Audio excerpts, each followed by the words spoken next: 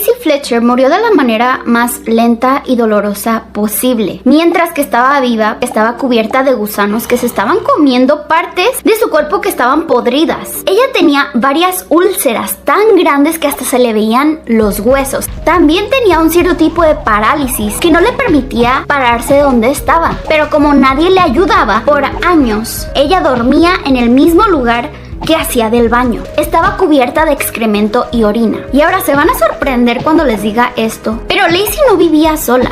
Ella vivía en la casa de sus papás y se murió en el sofá de la casa de sus papás. Sheila y Clay Fletcher miraron a su hija podrirse en vida y no hicieron absolutamente nada. En ningún momento, dentro de 12 años, pensaron, ¿sabes qué? Esto se está saliendo fuera de control. Vamos a llamar a un profesional, vamos a llamar a una enfermera, a un doctor, a un psiquiatra, algo, nada.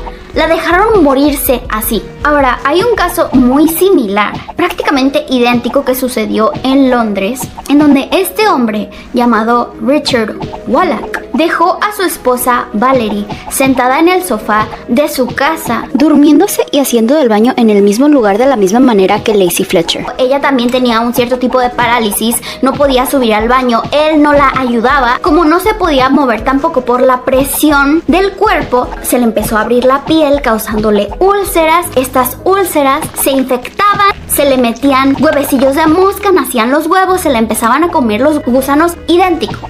El caso es idéntico. Parece que cuando a esta mujer la llevaron al hospital, Richard, de lo único que estaba preocupado, más que de su esposa, estaba preocupado porque no podía hacer popó. Y cuando le preguntaron por qué no estaba preocupada por Valerie, él simplemente respondió, es que pues yo pensaba que los doctores la iban a poder salvar. Al final, tristemente, ella falleció. Pero es muy curioso porque las cosas que dice Richard son muy similares a las cosas que dicen los papás de Lacey. Richard dice, es que yo quería mucho a mi esposa, yo la intenté cuidar, yo no sabía que se iba a morir. De la misma manera, los papás de Lacey Fletcher dicen que cuidaban a su hija todos los días, pero nunca se dieron cuenta lo mal que estaba. El siguiente video es del abogado de los papás de Lacey Fletcher. They love their daughter to a fault.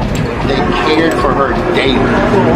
Sheila Fletcher would come home at lunch every day, took care and eat lunch with her daughter every single day. She ate lunch with her daughter. She slept on the couch with her daughter every night. Y también surgen las mismas preguntas. ¿Cómo puedes vivir en una casa que huele a excremento y orina? ¿Cómo te puedes acostumbrar a esto? Pues Richard parece que dijo que simplemente fumaba cigarrillos y abría la puerta y se acostumbró al olor. Eso sí, los papás de Lacey nunca dijeron cómo es que se acostumbraron al olor, pero algunos piensan que simplemente su nariz se adaptó y por eso no se dieron cuenta de las condiciones tan malas que estaban. Pero aunque no les dé el olor, lo pueden ver. Pero a diferencia de Richard, que claramente tenía sus propios problemas mentales por el estado en el que se encontraba, la casa literal lleno de basura, los papás de Lacey de hecho tenían una reputación impecable. Los conocían como una de las parejas más respetables y admirables porque tenían posiciones muy importantes dentro de su comunidad. Porque en primer lugar, Sheila, que en mi opinión tiene la misma cara que este güey de Solo Leveling, parece que trabajaba en el gobierno del municipio, que por cierto su municipio, su ciudad se llamaba Slaughter, un nombre muy irónico por cierto, porque significa matanza.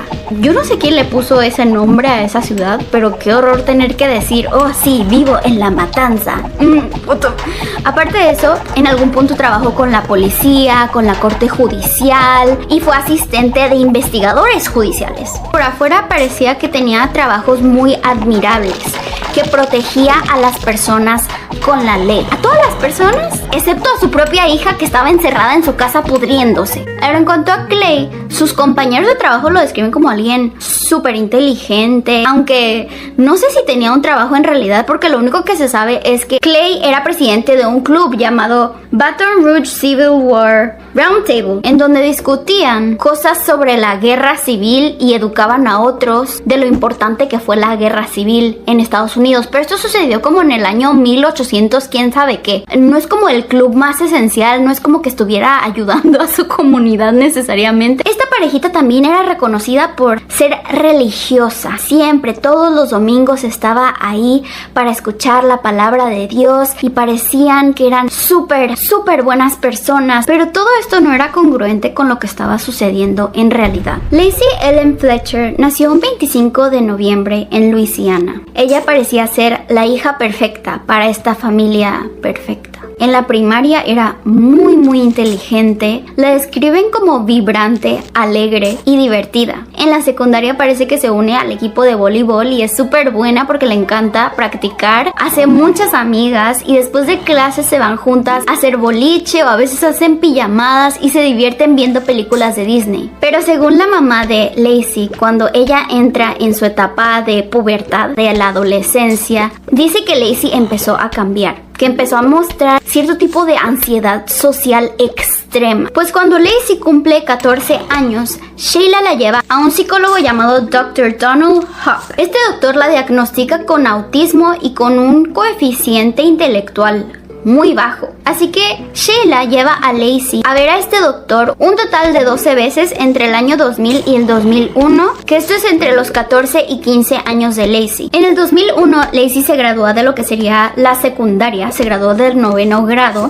Al parecer en su escuela solo enseñaban hasta el 9º grado, así que de ahí se tenían que transferir a una prepa. Pero según Sheila, ellos decidieron no meterla a una escuela normal y decidieron hacerle homeschooling, que es como estudiar desde casa, porque tenía problemas severos con la ansiedad, no podía socializar, así que necesitaba estar en casa. Pero sus amigas de la secundaria con las que ella creció, que estudiaron la primaria y el kinder juntas, dicen que eso no les sonaba como Lacey. Lacey era muy amigable, era muy platicadora, era lo que más le gustaba hacer. Y que tal vez lo único diferente que notaban en esta etapa de su adolescencia era que, aunque a ellas les importara más como tipo el maquillaje y la moda y los chicos, a ella aún lo único que le interesaba era la música de Mariah Carey y películas de Disney. Que hasta eso, pero ansiedad social extrema. Uno de sus vecinos llamado Robert comenta que Lacey a sus 17 o 18 años era demasiado inteligente. Lo único que notaba que era diferente era que no era tan madura como los otros adolescentes. También comenta que ella lo invitaba a él y a su hermano menor a ver películas de Disney a su casa. Este comentario prácticamente contradice todo lo que el doctor supuestamente le había diagnosticado a Lacey, porque claramente no era tonta y aparte era súper social. Una amiga de la secundaria comenta que Lacey era la niña más linda del mundo, la más linda que podías conocer. Lacey había sido su primera amiga en la secundaria y Lacey siempre pensaba en los demás antes que ella misma. La maestra de Lacey, Jerry Lowe Howell, dice algo muy curioso, que ella podía ver que Sheila no quería aceptar que su hija tenía autismo. Así que yo siento que cabe la posibilidad de que Sheila no la quiso meter a una escuela normal porque le daba vergüenza que su hija tuviera autismo. Tal vez en la cabeza de Sheila tener autismo es como ser un asesino o ser algo repugnante, cuando no lo era. Es súper normal. Pero tal vez Sheila era como muy controladora, quería que su familia fuera de una cierta manera, así que decidió meterla a su casa y nunca volverla a sacar para que nadie supiera de ella. A los 16 años fue la última vez que visitó un doctor. En el 2006, que ella tenía 21 años, uno de los vecinos dice que esta fue la última vez que vio a Lacey hacer ejercicio en el vecindario, porque al parecer 3 veces a la semana siempre iba a hacer su caminata afuera con unas pesas en las manos. Pero de la nada, a sus 21 años, dejó de ir. She had these little dumbbells. Yeah, she'd walk from her house around the circle, and she used to do that, you know, I don't know, 2 or 3 times a week. En el 2007, Clay dice que bueno, Lacey ya tenía 21 años, ya era mayor de edad y como vio que se pudo vestir sola por primera vez, ya tenía la capacidad de hacer sus propias decisiones, ya era una adulta, así que si ella decidía quedarse en el sofá sin hacer absolutamente nada, esa era su decisión. ¿Me estás diciendo que a los 21 años todavía necesitaba ayuda de su mamá para que la vistiera? Y su papá está diciendo que ya tiene la capacidad suficiente de hacer sus propias decisiones porque es una adulta. Ella claramente a esa edad todavía dependía de sus papás. pero ellos se querían hacer los ciegos. Querían decir, no, te estás imaginando que tienes autismo. En el 2009, los papás dicen que este es el año en el que Lacey se comienza a rehusar a levantarse del sillón. Supuestamente que porque mientras que estaba viendo la tele, en un show salió que del excusado salió una serpiente y que esto le causó que desarrollara agorafobia, que es un miedo extremo al exterior y que suele causar que estas personas que tienen agorafobia solo se queden en un cierto lugar, un cuarto, en su cama, no puedan salir. Y pues el lugar seguro de Lacey era el sofá y ella no se quería mover de ahí, no quería salir de la casa. Clay dice que su mundo se fue cerrando gradualmente a causa de sus fobias, miedos y su ansiedad social. El sofá era su santuario, su zona de confort. En el 2010, Sheila contacta al Dr. Hub y le comenta sobre la situación de su hija, que no se quiere mover del sofá y qué debería de hacer. Pues este doctor le recomienda que lleve a su hija a un hospital psiquiátrico, que la interne, que la mediquen, que le ayuden a lidiar con su ansiedad, con su agorafobia, pero Sheila no hace nada. Ahora, algunos defienden a Sheila porque dicen, bueno, es que su hija tenía 24 años y ya era una adulta, ella tenía la capacidad de decidir si quería ir al doctor o no, se podía negar a que la ayudaran legalmente, pues ya es una adulta. Ok, pero Sheila trabajaba en la corte judicial. Ella fácilmente, por las leyes de Luisiana, pudo haber pedido a un juez que le firmara un documento en donde dijera, mi hija no tiene la capacidad de cuidarse ella sola, yo la tengo que vestir, la he estado vistiendo todos estos años, yo le he tenido que dar de comer, no ha podido trabajar, no ha salido de la casa, no tiene la capacidad de decidir por sí misma. Y simplemente, ¿qué hace un juez? Lo firma. Y más que ella trabajaba en ese sector, iba a ser fácil para ella, pero no hicieron eso. ¿Por qué? The Chronicles of Yarnia dice, tengo autismo, a veces no puedo moverme ni hablar, pero mi esposo me ama, me soba el brazo y me abraza hasta traerme de regreso. Era amor lo que Lacey necesitaba y le dieron absolutamente nada. Leaf2309 dice, tengo autismo y trabajo como soporte para personas autistas. Una vez cuidé a alguien por meses porque él no quería salir de su casa ni moverse, estaba atorado haciendo los mismos rituales diarios. Si lo hubiera dejado solo, su destino hubiera sido el mismo que ella. Afortunadamente, con apoyo, él salió de eso en 6 meses. La paciencia es invaluable para esto y no puedo creer la poca compasión que tuvieron. Debe de crecer el conocimiento de los traumas y discapacidades. Bonnie Enthusiast 2052 dice, ella tenía autismo y ansiedad social. Esos fueron mis diagnósticos también. Después de la prepa desarrollé agorafobia, no podía salir de la casa para trabajar, pero mis amigos me ayudaban a salir. Eso me hace pensar que Lacey también le ocurrió un evento traumático enorme para iniciar su agorafobia. Para las personas que tienen esto, los lugares seguros se vuelven cada vez más pequeños y en casos extremos se convierten en un pedazo de mueble. Esto pudo haber sido la razón por la que decidió sentarse y nunca más pararse. Sea cual sea la razón, sus papás no son humanos. No puedo entender cómo podrían serlo. Mínimo, no tienen alma. Se merecen el peor castigo. Eve Chapman 9342 dice, para alguien como yo que tiene agorafobia y ansiedad social, esto me duele. Llega un punto en el que las personas tienen que hacer decisiones por ti, por tu propio bien. Las personas que te aman no te dejarían sufriendo así. Mi esposo no soporta verme no comer, siempre interviene. Es lo que haces cuando amas a alguien. Lo siento mucho, Lacey. Lo siento que no hayas tenido a alguien que te amara como lo merecías. El 2011 es la última vez que Lacey publica una foto de ella misma en sus redes sociales. Y en el 2014 es la última vez que se comunica con sus amigas por email. Después de esto, sus amigas no saben absolutamente nada de ella. Una amiga de Lacey llamada Tina Head dice que Lacey siempre le enviaba emails sobre Disneylandia y música country, pero que estos emails se detuvieron en el 2014. Tina también dice que a veces checaba la página de Facebook de los papás de Lacey para ver si publicaban algo de ella, pero comparte que por una década nunca publicaban fotos de Lacey ni hablaban de ella, que era algo que se le hacía muy pero muy extraño y presentía que algo andaba mal. Estas son algunas fotos que Sheila y Clay Fletcher compartían en sus redes sociales. Claramente en ninguna foto aparecía Lacey, pero también se puede ver como ni para las fotos de Navidad incluían a Lacey. Se ven tan felices sabiendo que su hija está sufriendo en el sofá de su casa. En el 2017, un vecino llamado Blades, mientras que está platicando con Clay, pues como cualquier otra persona, pregunta por su hija. De, ay, ¿cómo está Lacey? No la he visto, se casó, ¿qué pasó? Cuéntame de su vida. Y Clay le responde de una manera súper cortante y le dice, no, ahí sigue en la casa. Y le cambié de tema. Qué cosa más extraña. Digo, una persona normal yo creo que te diría como, oh sí, mi hija está haciendo esto y lo otro, nada. En marzo del 2020 en Estados Unidos comenzó la cuarentena por el COVID. Todos fuimos forzados a dejar nuestro trabajo o la escuela y encerrarnos en nuestras casas para no infectarnos y no enfermarnos. Pero al mismo tiempo, por esta misma razón, la salud mental de muchos empeoró cañón porque estábamos en la cárcel de nuestro propio hogar prácticamente. Los números en cuanto a violencia doméstica incrementaron. Aquellas personas que ya sufrían de violencia doméstica pues eran obligados a estar 24/7 con sus abusadores. Y yo siento que esto debió de haber influido mucho al estado mental de Lacey. Porque si en realidad desde los 24 años estaba pegada a ese sofá y en las condiciones en las que encontraron a Lacey con gusanos, o sea, yo no creo que por 12 años hubiera estado cubierta de gusanos. Debieron de haber sido los últimos meses o los últimos años que la descuidaron tanto.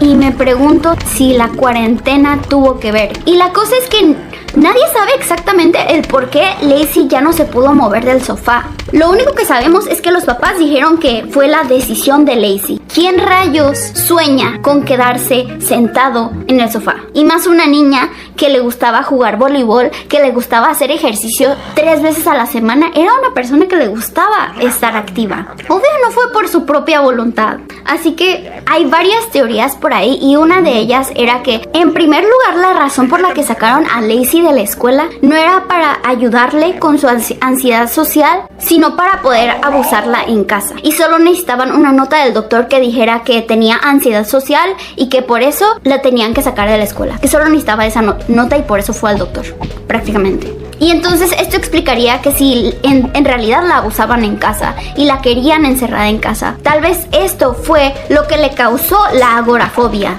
Ese miedo extremo a moverse del sillón porque les tenía miedo a sus propios papás. Otra teoría es que qué tal si la tenían amarrada al sillón como castigo y que lo hicieron por tanto tiempo y con tanta frecuencia que eventualmente Lacey simplemente se quedaba en el sillón o por el miedo que le tenían sus papás o porque ya no tenía la masa muscular suficiente para moverse solita, para salir corriendo. Dicen sus vecinos que desde chiquita siempre había sido muy delgada, así que no le iba a tomar mucho tiempo para perder esa masa muscular y estar inmovilizada naturalmente en contra de su voluntad. Esta teoría está basada en un caso que se descubrió en el 2018 de David y Louise Turpin, que por afuera parecía una familia perfecta con 13 hijos, pero la realidad era otra. En casa tenían a sus hijos atados a sus camas con cadenas, no los dejaban comer y solo les permitían bañarse una vez al año. Y no fue hasta que Jordan, una de las hermanas, pudo escapar para decirle a la policía para que pudieran arrestar a sus papás y dejaran libres a sus hermanos. El 3 de enero del 2022, a las 2 de la mañana, Sheila llama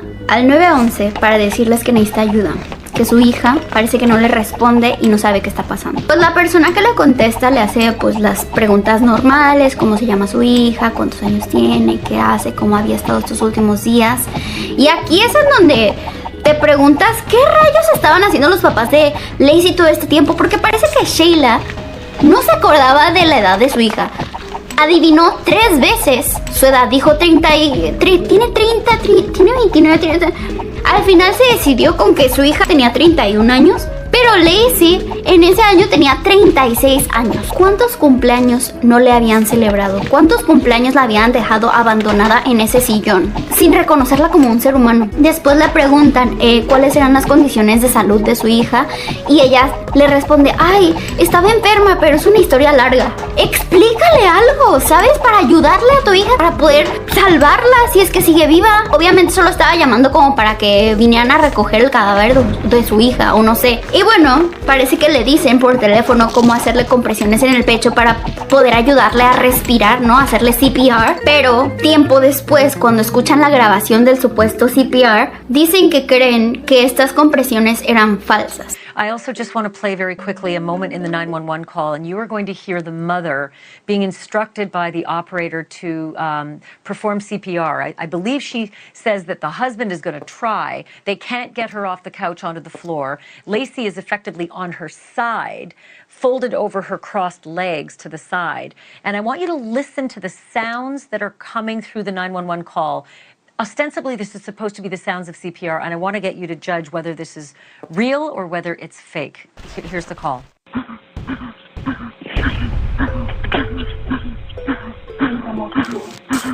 Are we doing compressions or on the couch?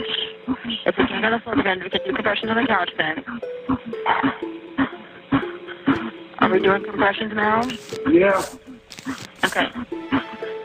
Go ahead. I'm going to need you to count loud with me, okay? I'm going to instruct you, okay?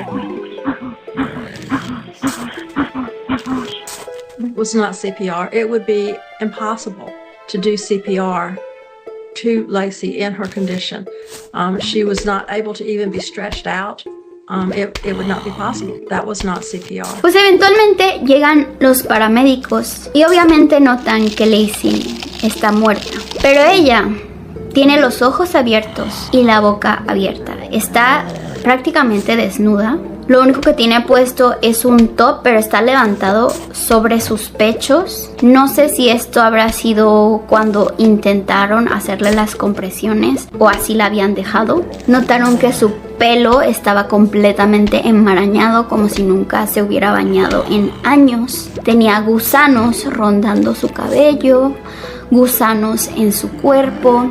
Ese lugar apestaba claramente porque ella estaba acostada encima de su orina y excremento. Se veía muy delgada. Cuando levantaron a Lacey de la cama, parece que se le despegaron pedazos de su piel porque estaban fusionadas con el sofá de todo el tiempo que estaba acostada en esa misma posición. Y ahora les voy a dar la lista de cosas que encontraron los médicos forenses en la autopsia de Lacey. Estos fueron hechos por el doctor Ewell Birkham y la doctora Dana Tuxclair. Primero que nada concluyeron que Lacey falleció de sepsis, o sea, de una infección que causó que todos sus órganos colapsaran. Ella tenía COVID-19, así que uno de sus papás le ha de haber contagiado porque Lacey no salía de la casa. Lacey pesaba 96 libras o como 43 kilos y encontraron que sufría de desnutrición crónica de proteína e inanición aguda. O sea que en sus últimas semanas de vida nadie le estaba dando de comer. En su estómago también encontraron pedazos de su propio cabello, excremento y pedazos del cojín del sofá. O sea que estaba tan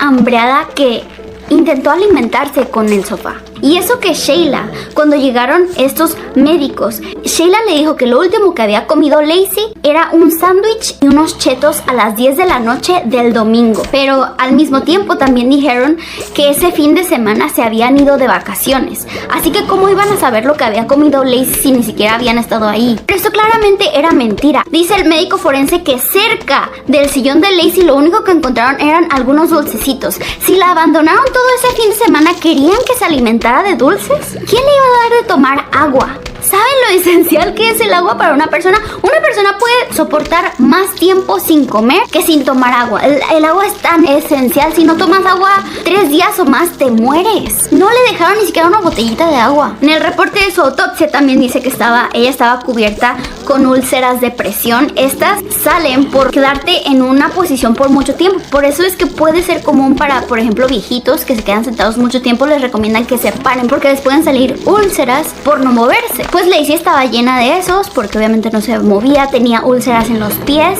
en los glúteos, que eran los más grandes que tenía, que se le veía hasta los huesos. Y también tenía una úlcera en la cabeza.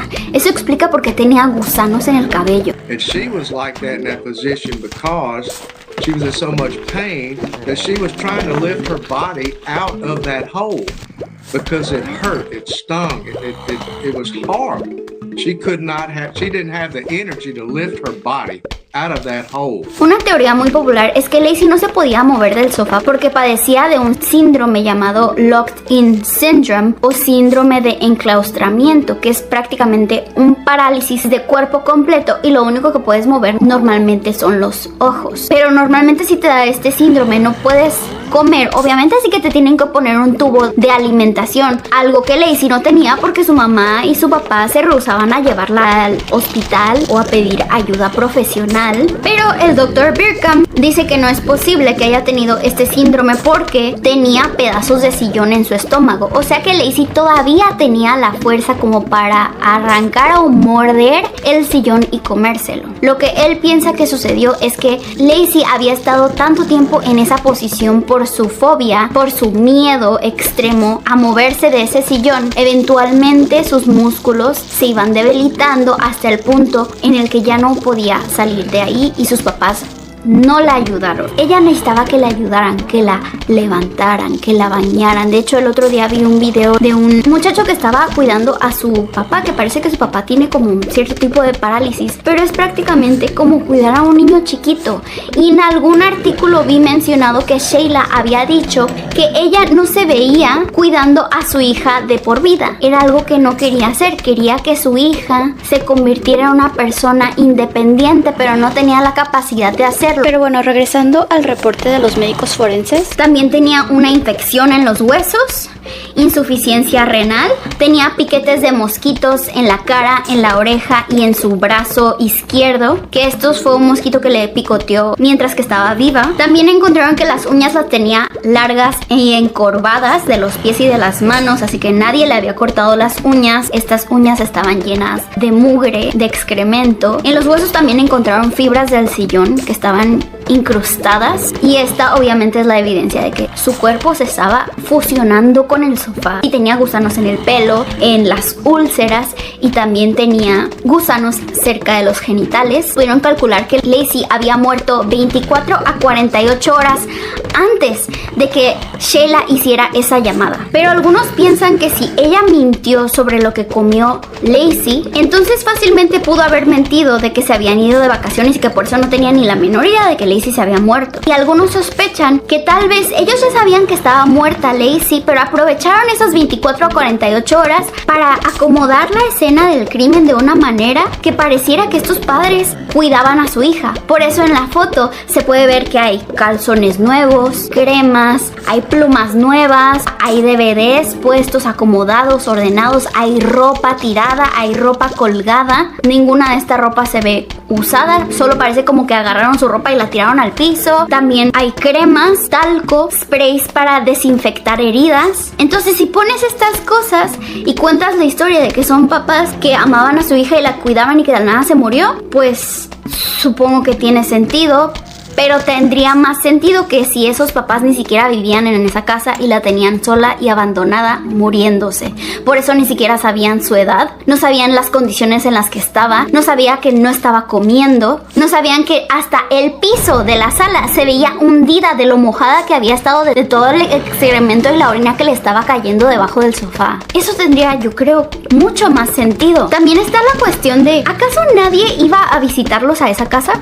¿No tenían familiares que preguntaran por Lacey? Pero esto se podría responder fácilmente con un Sheila y Clay vivían en otra casa y sus familiares los iban a visitar allá, sus amigos los iban a visitar allá, y por eso mucha gente no sabía ni siquiera que tenían una hija escondida en otra casa tal vez. Ahora, en cuanto a los gusanos, algo que yo la verdad sí me preguntaba era cómo es que estos médicos sabían que estos gusanos no habían salido después de la muerte de Lacey. ¿Cómo saben que estos gusanos estaban comiéndose a Lacey mientras que estaba viva? Pues la razón por la que concluyeron esto es que normalmente los gusanos que aparecen después de la muerte normalmente ponen sus huevecillos en los ojos, en la nariz y en las orejas. Estas son las ubicaciones que suelen preferir. No tenía huevecillos, que indica que no habían nacido esos gusanos después de su muerte, sino que ya estaban antes de que muriera. Esa es la primera pista. La segunda pista es que en la autopsia ninguna parte del cuerpo de Lacey se estaba descomponiendo, así que su cuerpo, por decirlo así, estaba fresco, se acababa de morir. Según la mamá de Lacey, decía que ella le lavaba los dientes, que le ayudaba a limpiar sus úlceras. Según Sheila, su hija nunca se quejaba de que le dolía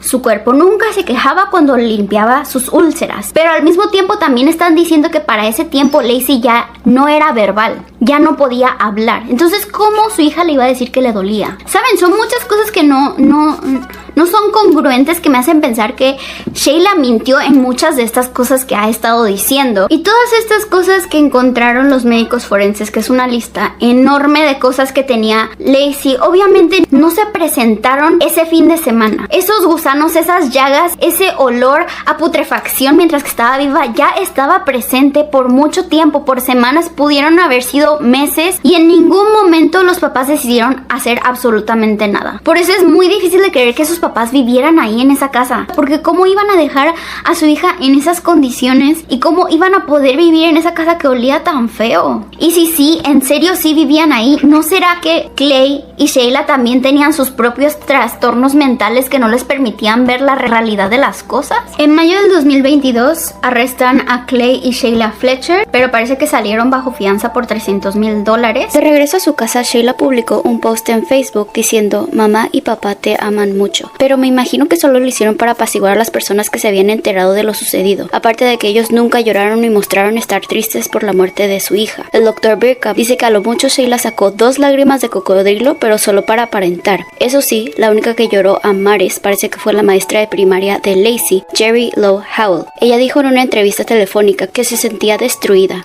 Lacey era la niña más linda, nunca se comportaba mal ni era difícil. Siento una ira enorme porque los que se suponían que la tenían que cuidar no lo hicieron. Ella era inocente, amorosa y merecía ser amada. Su muerte fue maliciosa y sin dignidad, pero quiero que la gente sepa que ella tenía valor. Era una bendición a aquellos que la conocían querían. Era preciosa, de espíritu dulce. Ella importaba. Esto es cruel. Rezó porque se haga justicia. Ella pudo haber tenido autismo, pero no es excusa para dejarla pudrirse por años hasta morir. Aunque ella se hubiera resistido o fuera difícil de cuidar, ahí es cuando los papás debieron de haber llamado a los profesionales. No es como que ella se haya salido de casa por rehusarse a que le ayudaran. Estaba en su casa, tenían la oportunidad, había recursos. Simplemente no lo puedo comprender. Después los volvieron a arrestar en enero del 2023 y finalmente los sentenciaron a 40 años en prisión a cada uno, pero tienen la posibilidad de salir en 20 años. Pero bueno, eso es todo el caso de Lacey Fletcher. Como siempre, dejen sus opiniones en los comentarios y nos vemos a la próxima. Bye.